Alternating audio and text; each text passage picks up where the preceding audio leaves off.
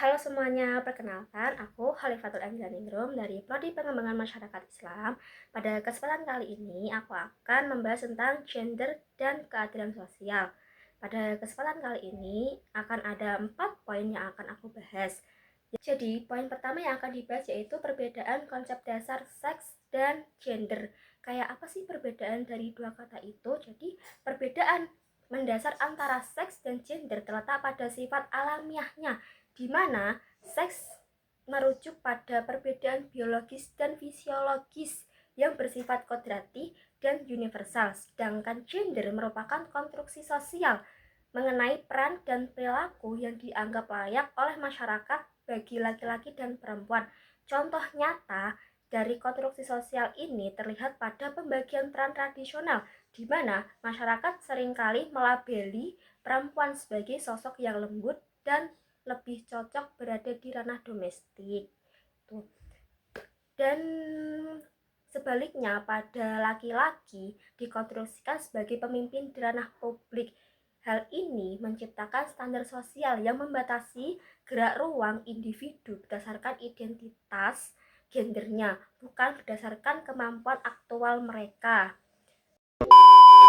Poin yang kedua yaitu analisis kebijakan kesehatan dan keadilan publik. Ketidakmampuan perempuan dalam mengakses layanan kesehatan reproduksi merupakan cerminan dari kebijakan publik yang belum berkeadilan. Kebijakan yang tidak responsif gender seringkali mengabaikan hambatan spesifik seperti kendala geografis, beban domestik yang tinggi, hingga norma budaya yang membatasi otonomi perempuan dan dalam mengambil keputusan medis dan perspektif kebijakan publik yang berkeadilan. Pemerintah seharusnya menerapkan analisis gender untuk memastikan bahwa intervensi kesehatan fisik tidak hanya secara fisik, tetapi juga terjangkau dan sensitif terhadap dinamika sosial di pedesaan, guna menjamin hak dasar kesehatan bagi setiap warga negara.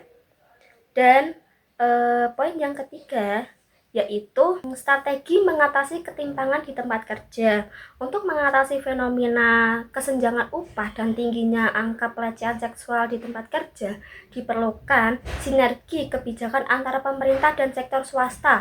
Terkait kesenjangan upah, perusahaan harus menerapkan audit transparansi gaji yang berbasis pada kompetensi serta menghilangkan bias gender dalam proses rekrutmen. Sementara itu, untuk menangani isu pelecehan seksual sangat penting untuk melembagakan SOP perlindungan korban yang kuat, membentuk komitmen etik independen, serta melakukan pelatihan kesadaran gender secara berkala bagi seluruh karyawan demi menciptakan lingkungan kerja yang aman, profesional, dan setara. Poin yang keempat yaitu signifikasi representasi perempuan dalam politik. Penerapan kuota 30% perempuan di parlemen merupakan langkah krusial dalam politik afirmasi untuk memastikan bahwa kebijakan negara tidak lagi bersifat buta gender.